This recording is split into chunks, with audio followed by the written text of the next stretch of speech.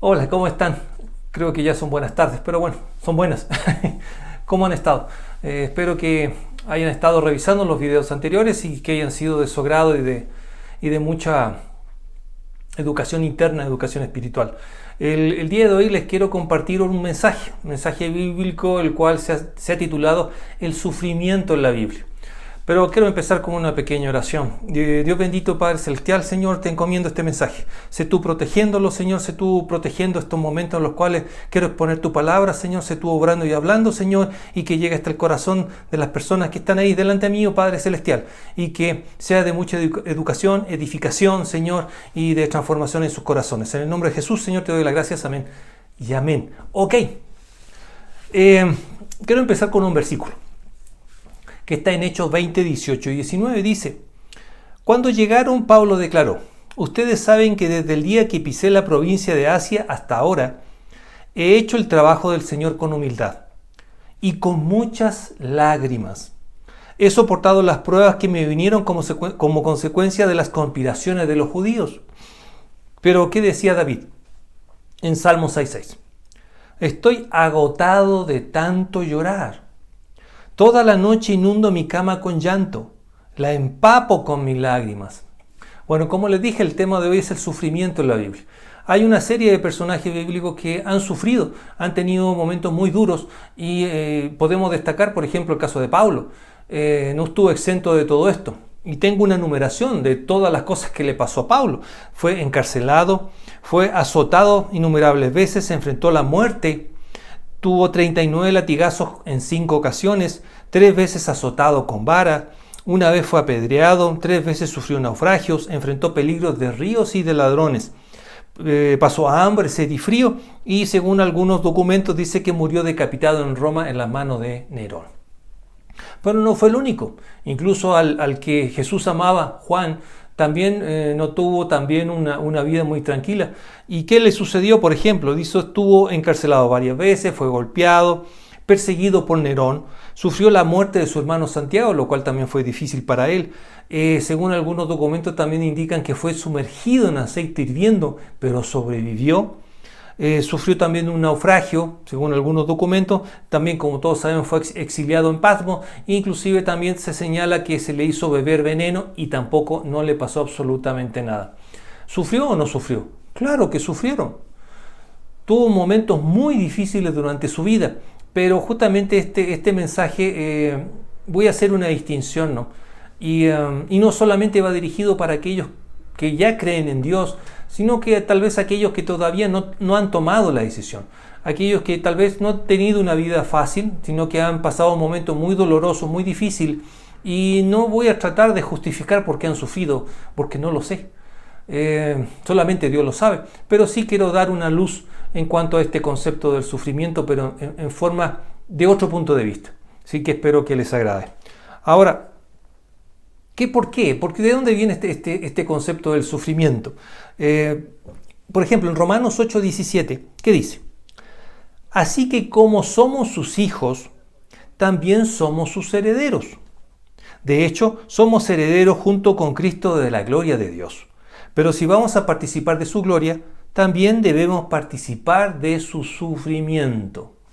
Claro, para aquellos que nos están viendo y que tal vez están buscando argumentos para aceptarle al Señor en sus vidas, tal vez con esto digan, no, de mejor paso, ¿no? Porque para estar sufriendo más de lo que he pasado, ¿para qué? O sea, no es necesario y no le veo sentido. De la misma forma podemos decir, yo no le veo sentido a la vida de Pablo, no le veo sentido a la vida de Juan. ¿Por qué? ¿Por qué dejaron sufrir tanto? ¿Por qué dejaron pasar por tanto peligro en sus vidas? ¿Por qué no, podríamos decir, por qué no tiraron la toalla? Les indiqué un libro, lo cual pueden empaparse de su vida, que les dejo el enlace. Y fue una vida increíble, ¿sí? Una de las tantas vidas increíbles de la vida que es importante leer como testimonio, porque sí existió y sucedió. Ahora, hay que hacer una declaración en cuanto a esto. Ok, si aceptamos al Señor en nuestra vida, somos su pueblo, somos sus hijos, coherederos junto con Jesucristo de la gloria de Dios y a su vez también de su sufrimiento. ¿Sí? Ahora, ¿qué sucede con este concepto de sufrimiento? Vamos a ir echándolo, ¿no? Vamos a ir desmenuzándolo. Según Juan 15, 18 y 19 dice: Si el mundo los odia, recuerden que a mí me odió primero. Si pertenecieran al mundo, el mundo los amaría como uno de los suyos. Pero ustedes ya no forman parte del mundo. Yo los elegí para que salieran del mundo, por eso el mundo los odia. Ok, entonces aquí podemos establecer una línea del tiempo en el cual podríamos establecer cuándo viene el sufrimiento. Tal vez el sufrimiento viene justamente de este odio que el mundo tiene en contra mía, que no es injustificado, sino que al aceptarle a nosotros a Cristo, el mundo nos va a odiar porque somos diferentes al mundo, total y absolutamente diferentes. Por ende, aquí viene un concepto de odio que puede ocasionar sufrimiento en nuestra vida. Claro que sí, porque estamos viviendo en este mundo. Aquellos que no le han aceptado al Señor y están sufriendo a consecuencia del mundo, como les digo, yo no tengo todas las respuestas. Si quieren tener la respuesta de todo, pregúntensela a Dios, porque Dios sí les conoce y sabe en el momento que están viviendo. Sería bueno que conversen con Él. Pero bueno, este concepto de odio, ¿en qué consiste? Busqué una definición de odio, ¿sí? En Wikipedia, y dice lo siguiente. Dice, el odio es un intento por rechazar o eliminar aquello que genera disgusto. Es decir, sentimiento de profunda antipatía, disgusto, aversión, enemistad o repulsión hacia una persona, cosa o fenómeno, así como el deseo de evitar, limitar o destruir a su objetivo. Ok, entonces, si yo me considero hijo de Dios, si me considero que pertenezco al pueblo del Señor, el mundo me odia. Me odia, sí, pero salgo a la calle y no veo que me estén tirando piedras o que me estén insultando o que me quieran atropellar. No está sucediendo eso. Por ende, ¿eso quiere decir que el versículo no se está aplicando? No estoy diciendo eso. Acordémonos que el Señor también nos ama y también nos cubre y estamos llenos del Espíritu Santo. Estamos protegidos por Él. Por ende, en ciertas ocasiones, siendo cristianos, podemos pasar momentos de sufrimiento ocasionados en el mundo, que eso lo vamos a ir analizando un poquito más adelante. Pero si es que no pasamos por eso, no quiere decir que no somos pueblo escogido por el Señor, porque ya le hemos aceptado, siempre y cuando estemos seguros que le aceptamos de corazón. Y justamente esto ya lo vimos en otro tema, que le dejo el link, ser o no ser cristiano. Ahora, por ende, el sufrimiento. Y aquí es algo muy importante que quiero que no se me desconcentre. En cuanto al sufrimiento, hay dos definiciones que saqué. Una común y corriente de un diccionario y otra de un diccionario bíblico. Y que son muy distintas y quiero dárselas a conocer. Primero, la común y corriente. Dice, ¿el sufrimiento a qué alude? Alude a una sensación consciente de sufrir. O sea, este viene del verbo latín que viene de sufero o sufere, ¿sí? que está compuesta por un prefijo que está sub, que es debajo, o fero o fere, que significa llevar o portar. Llevar o portar. Por ende, el concepto aquí de sufrimiento es llevar o portar algo. O sea, es estar por debajo de una pesada carga, según el concepto justamente de un diccionario común y corriente. Por ende, es algo que yo llevo sobre mis hombros, que es muy pesado. Y eso lo estoy cargando. En cambio, el diccionario bíblico, que es de Hispanoamericano de la Misión, dice que es como resultado de su compromiso de fe. Le leo toda la definición. Dice, el estado o experiencia del que se somete o es forzado a soportar consecuencias negativas para sí mismo, otros relacionados con él o sus bienes, como resultado de su compromiso de fe. ¿Con quién? Con el señorío de Cristo. O sea, no es cualquier sufrimiento. Por ende, aquí me parece algo bien interesante, ¿no? Porque el concepto del punto de vista común y corriente, sí, nos señala que es algo que llevamos sobre nuestros hombros, algo pesado, una carga pesada que llevamos sobre los hombros, y es justamente una percepción, es algo que percibimos por los sentidos, olfato, gusto, vista, y conscientemente lo asimilamos al sufrimiento, pero lo llevamos sobre los hombros. O sea, ¿qué está dando a entender este concepto? En mi apreciación, es que este sufrimiento que es diferente al dolor, aun cuando se trata como sinónimo, dolor y sufrimiento, pero el dolor es algo totalmente inmediato, o sea, me pego en la mano y me duele y luego se me va quitando. En cambio, el sufrimiento es una sensación consciente de sufrir, es algo que constantemente estamos llevando sobre nuestros hombros. ¿Hasta cuándo? Hasta cuando cada uno diga basta. diga basta. ¿Qué sucedió con Pablo, por ejemplo? Él sufrió antes de aceptarle al Señor. Ahora, acordémonos lo que le sucedió a Pablo. Va justamente a Damasco a cazar a todos los cristianos porque realmente quería matarles a todos. Y ve una luz y ¡pum!, le bota al suelo y queda ciego. Ese fue el encuentro con el Señor. Pero a partir de ese encuentro recapacita y le acepta al Señor. Por ende, ahí comienza su vida de fe, su compromiso de fe con Cristo. Por ende, ¿antes él sufría? No lo sabemos, tal vez para Levi no era importante, pero veamos ciertos rasgos. Tenía una familia acomodada, era ciudadano romano, era instruido por Gamaliel, que también lo vimos en un estudio anterior, que uno de los mejores, podríamos decir, educadores de la época, y era justamente, podríamos decir que era fariseo, y él justamente combatía fervientemente lo que era el cumplimiento de la ley. Por ende, no era cualquier persona, antes sufría. Bueno, sí, tal vez sufría, ¿no? Tal vez tenía sed, tenía hambre, o quería tener otra cosa y no la obtenía. Sí, pero no sufrió a consecuencia, desde el momento que le aceptó a Cristo, no sufrió como le enumeré. No tuvo cárcel, no tuvo latigazos, naufragios, no. Sufrió, ¿por qué? Porque él tuvo un compromiso con Dios. Insisto, si alguien recién está escuchando esto y no es cristiano, dice, no, yo paso. Pero vamos a seguir viendo, vamos a seguir analizando. No te me vayas, quédate ahí.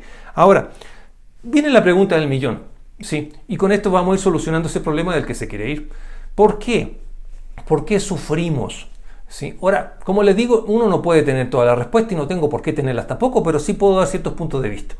Muchas veces, ¿por qué sufrimos? Incluso ustedes ya pueden haber tenido esta experiencia muchas veces en cuanto al sufrimiento, ¿sí? Fíjense, estoy utilizando la palabra sufrimiento. Ok, por ejemplo, ¿en qué? Ahora, ¿por qué puede servir el sufrimiento?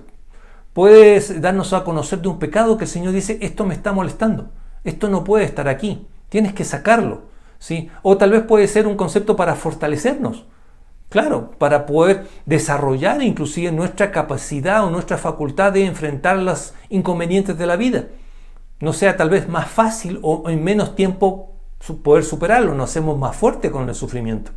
O inclusive también puede ser que sufrimos para un bien mayor.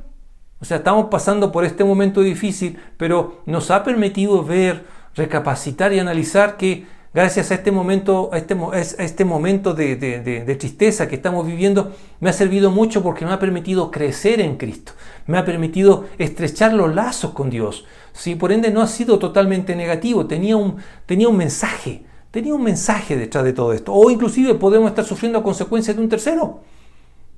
Otro se equivocó, otro metió las patas y yo estoy pagando las consecuencias de todo. ¿Sí? Puede ser.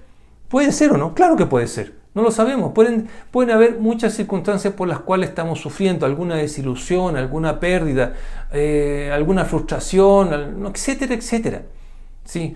Pero hay un mensaje detrás de todo esto y insisto, voy a hacer la distinción en cuanto a sufrimiento del punto de vista humano, mundano, y el sufrimiento del punto de vista cristiano.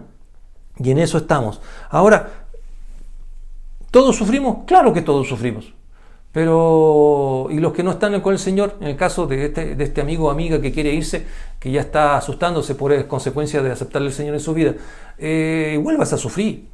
¿Sí? Vas a sufrir a tu modo. ¿Sí? ¿Por qué? Porque el sol y la lluvia cae tanto malos como para buenos, para justos como para injustos. Y nos va a ocasionar mucha tristeza, nos va a ocasionar llanto y no es malo llorar. ¿Sí? De la misma forma como lo dice la palabra, o sea, hay que alegrarnos con los que se alegran y llorar con los que lloran. No es malo. ¿Sí? Y es humano. Somos humanos y no podemos desligarnos de esa naturaleza. Podemos llorar y nos podemos desahogar. Ahora, hay un sufrimiento, como les dije, que viene justamente de nuestra vida.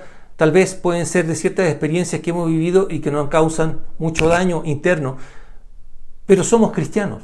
¿Por qué nos ha sucedido esto? ¿Por qué? Ahora, si tú que no lo eres, estoy sufriendo, claro que estoy sufriendo, pero claro, voy a hacer una comparación, claro, yo creo que a la Kardashian, ¿sí? Su sufrimiento tal vez es porque tal vez tiene el régimen de ejercicio, le ocasiona mucho estrés, o tiene problemas con la bipolaridad de su esposo, o está bajando su visualizaciones en, qué sé yo, en Instagram o en cualquier otra, no sé, ¿sí? O cualquier otro artista famoso que es del mundo. En cambio, nuestras preocupaciones son diferentes, o sea, tal vez no tenemos con qué pagar la universidad, no tenemos con qué comer mañana, o tenemos tal vez alguna enfermedad que estamos siendo tratados, pero que nos quita el sueño, que es obvio. Ahora, el Señor, ¿qué nos dice en cuanto a nuestras cargas? ¿Sí? Ya alguno ya lo pensó. Y les voy a leer el versículo, que está en Mateo 11, 28 y 30. Dice, luego dijo Jesús, vengan, todos los que están cansados y llevan cargas pesadas, yo les daré descanso. Pónganse mi yugo.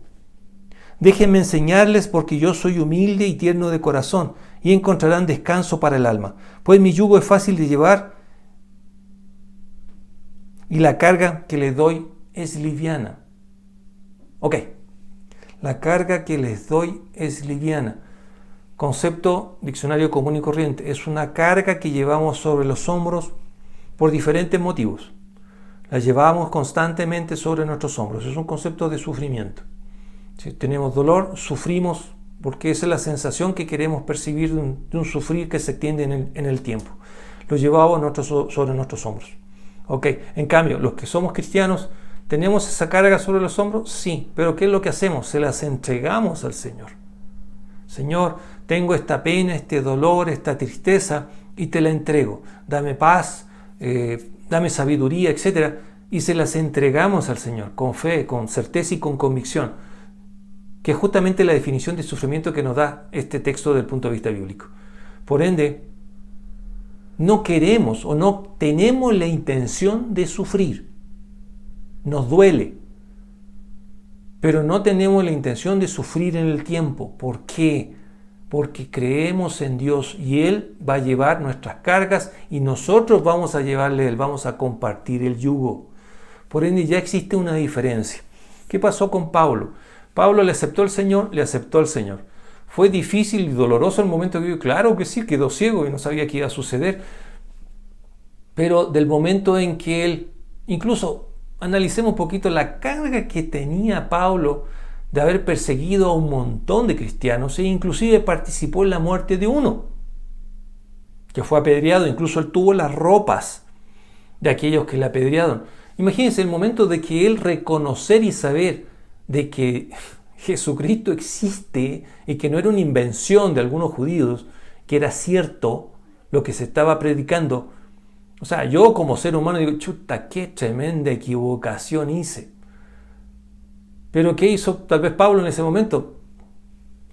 Tal vez en sus interiores dijo, perdón, me equivoqué.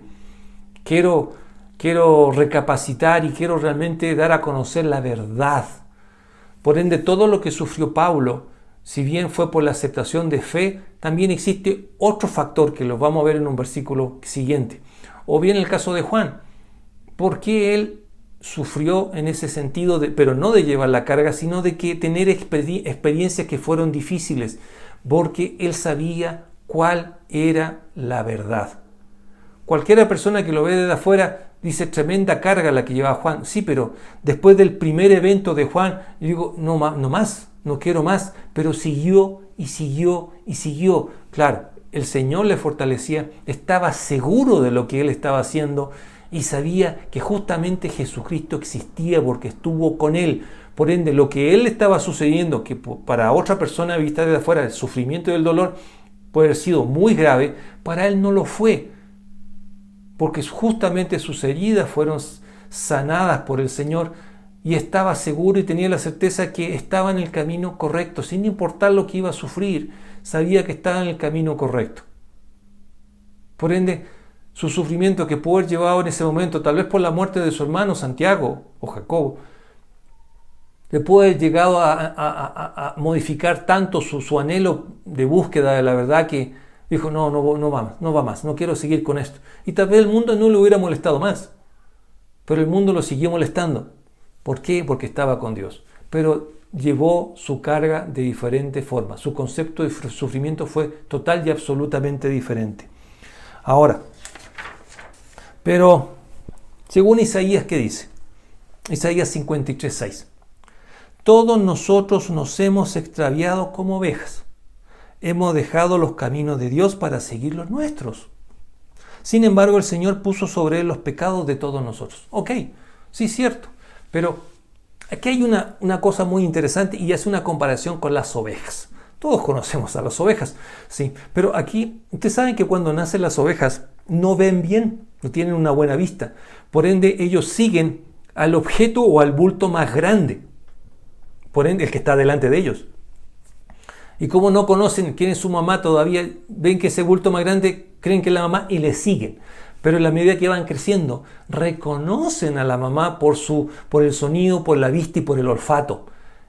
Y le siguen porque ya le reconocen.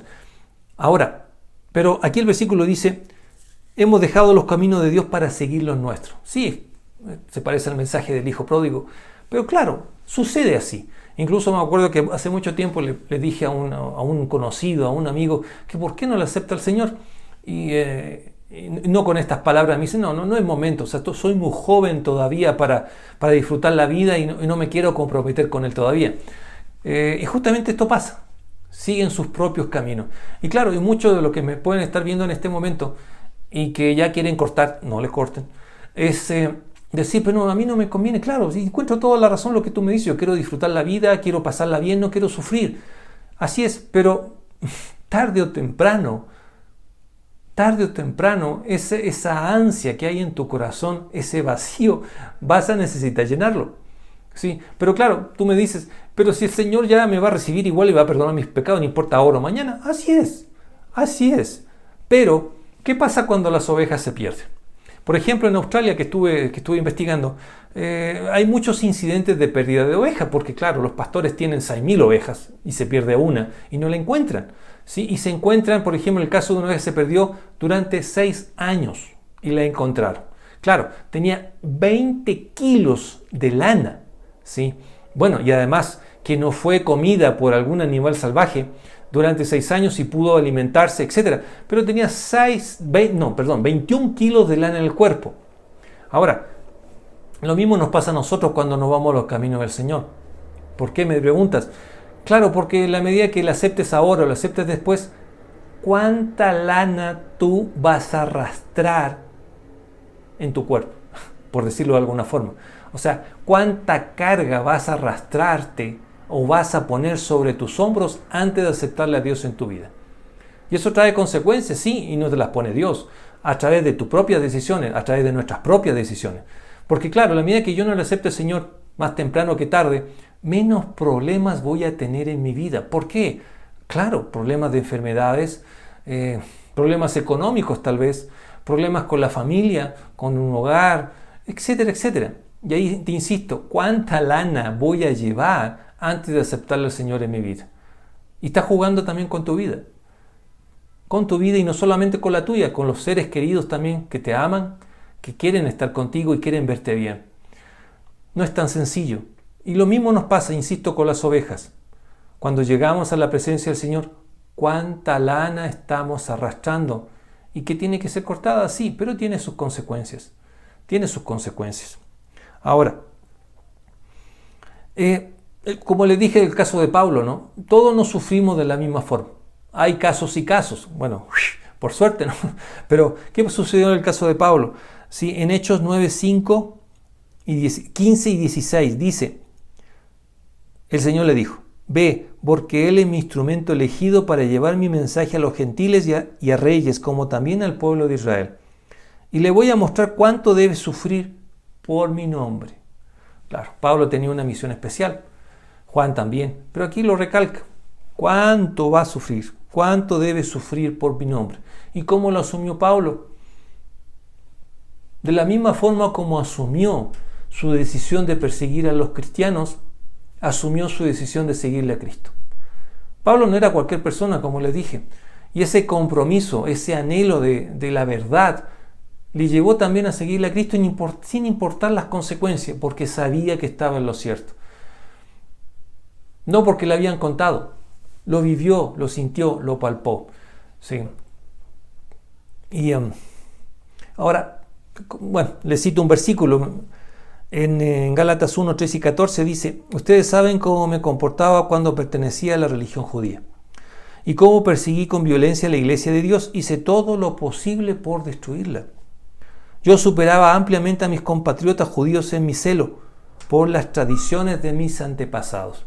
Bueno, ¿por qué realmente Pablo se oponía tanto a este movimiento nuevo de los cristianos o de Jesucristo? Era no tanto porque Jesucristo se consideraba el Mesías, sino que la salvación era por Jesucristo y no por el cumplimiento de la ley.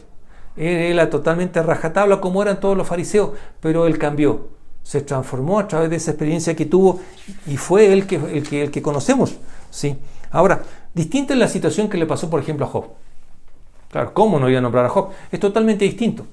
Claro, Pablo era perseguidor, sí, en cambio Job no lo era. Era una persona intachable. Y así lo dice en Job 1.1. Dice: había un hombre llamado Job que vivía en la tierra de Uz. Era un hombre intachable, de absoluta integridad, que tenía temor de Dios y se mantenía apartado del mal. Era una persona perfecta, pero ¿sufrió o no sufrió? Claro que sufrió, perdió todo, absolutamente todo. Sí, pero ¿qué pasó con Job? A pesar de ese carácter intachable y ese amor a Dios que él tenía, él también entró en cuestionamiento, porque después de haber perdido todo, después de las enfermedades que le llegaron, ¿sí? Él también empezó a renegarse él mismo. No criticaba a Dios, sino que decía que a maldecir el día en que nació, quería morir. Entró también en desesperación, etc. ¿Sí? Pero algo le sucedió. ¿Sí? Pero justamente en esta experiencia de Pablo y de Job, me vienen unas palabras, ¿sí? Que justamente es de un psicólogo judío que estuvo justamente durante el Holocausto, estuvo preso, también detenido durante la Segunda Guerra Mundial. Se llama Viktor Frankl, bueno, ¿sí? ¿Qué decía? Él decía en su libro El hombre en busca del sentido último, él decía: al hombre se le puede quitar todo excepto una cosa: la elección de una actitud personal ante ciertas circunstancias para decidir su propio camino.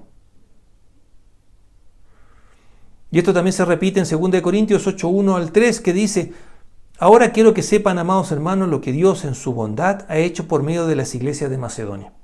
Estas iglesias están siendo probadas con muchas aflicciones y además son muy pobres, pero a la vez rebosan de abundante alegría, la cual se desbordó en gran generosidad.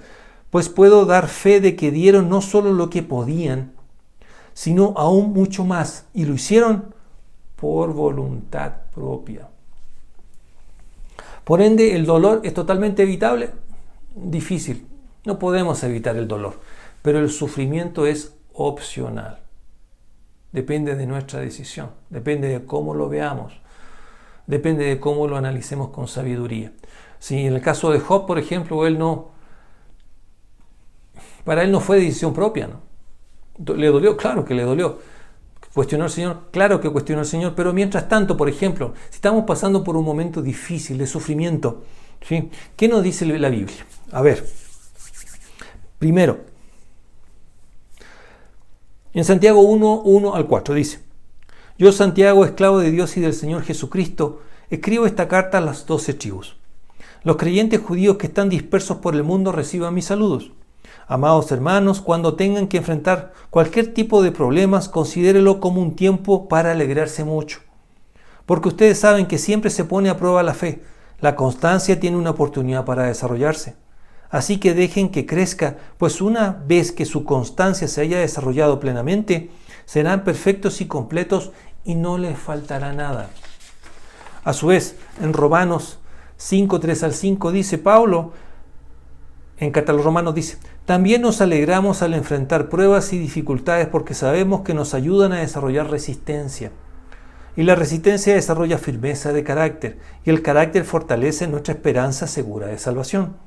Y esa esperanza no acabará en desilusión, pues sabemos con cuánta ternura nos ama Dios, porque nos ha dado el Espíritu Santo para llenar nuestro corazón con su amor.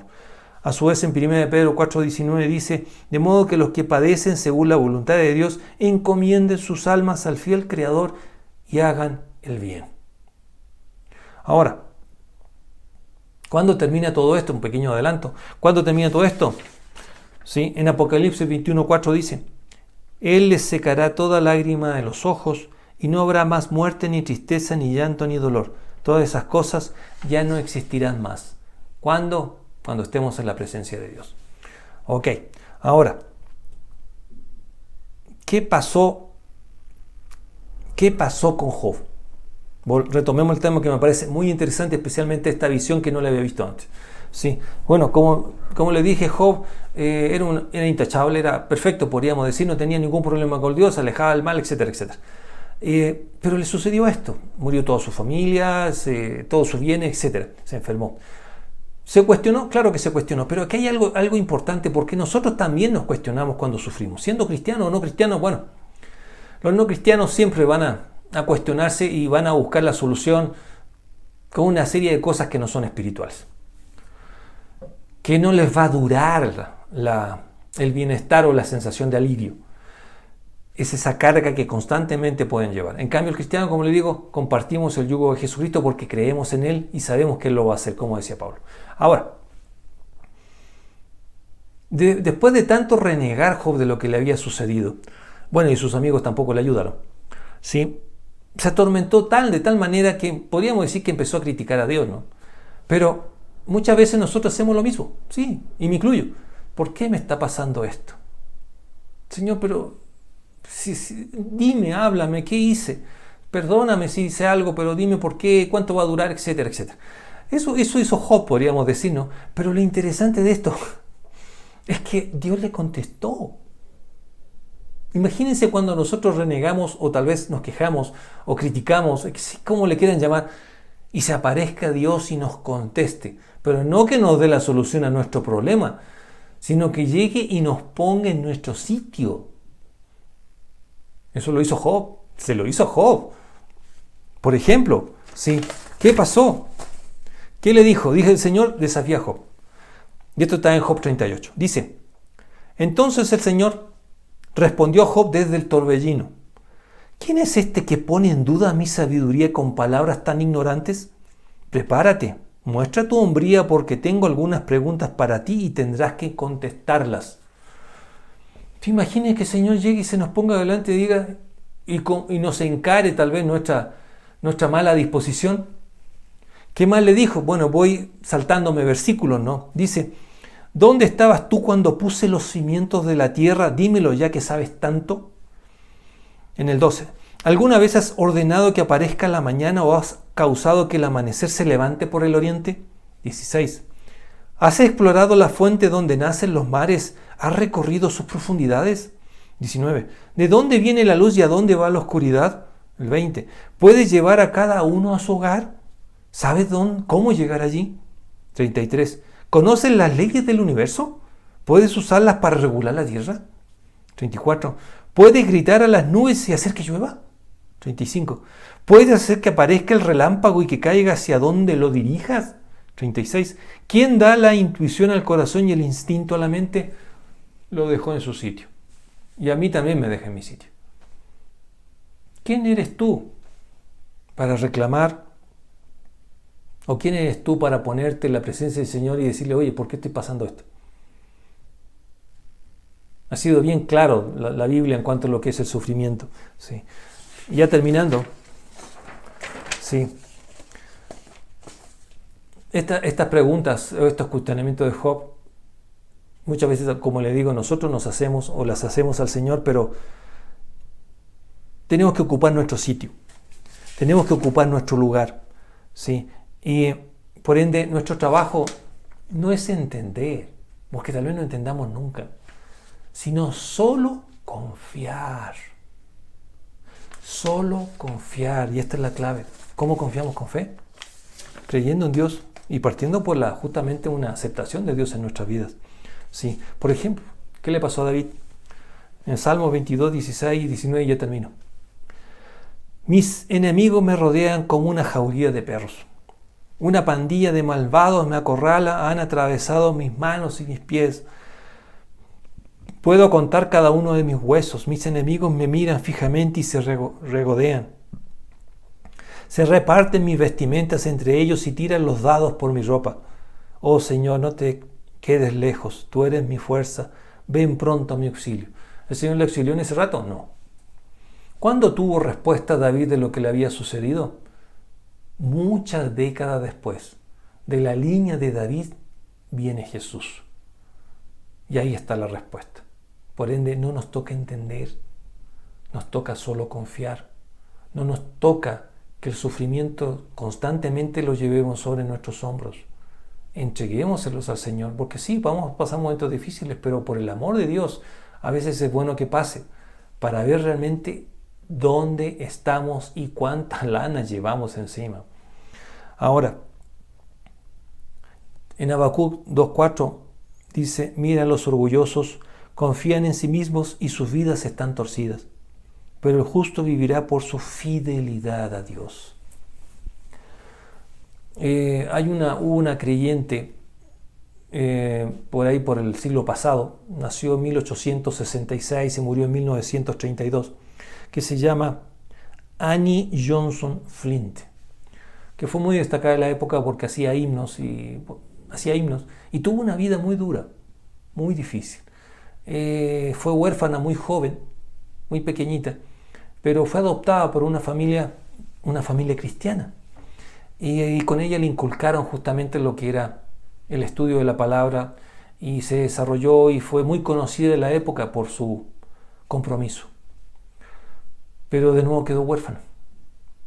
Tuvo una grave enfermedad de artritis que le impedía caminar. Estaba postrada en una silla de ruedas. Cualquiera en una situación así puede botar la toalla o puede criticarle o quejarse ante Dios. Pero ella escribió lo siguiente, este texto, se lo leo y con esto terminamos. Dios no ha prometido un cielo siempre azul, camino lleno de flores por los cuales podamos andar durante toda nuestra vida. Dios no ha prometido el sol sin lluvia, la alegría sin tristeza y una paz sin dolor. Dios no ha prometido que no llegaríamos a conocer las pruebas, las tentaciones, los problemas y la aflicción. Él no nos ha dicho que no íbamos a llevar una carga, alguna preocupación. Dios no ha prometido caminos fáciles y amplios, un andar sin problemas, sin necesitar un guía. No ha prometido un camino en el cual no encontráramos una montaña rocosa, espinada y escarpada, un río turbulento y profundo. Pero Dios ha prometido fortaleza para el día, descanso para el trabajador, luz para el camino, gracia para sobrellevar las pruebas, ayuda de lo alto, compasión y solidaridad inagotable, amor imperecedero. Eso es Dios. Eso es Dios. Espero haber sido claro. Que Dios les bendiga y quiero terminar con una oración corta. Dios bendito, te doy gracias por este mensaje, gracias por tu intervención. Bendice a las personas que están mirando, Señor, y si necesitan ser llenados sus corazones con tu palabra, hazlo, Señor, en el nombre de Jesús, y te doy gracias por este día. En el nombre de Jesús te doy gracias, Señor. Amén y amén. Que Dios les bendiga y gracias por estar ahí. Hasta la vista.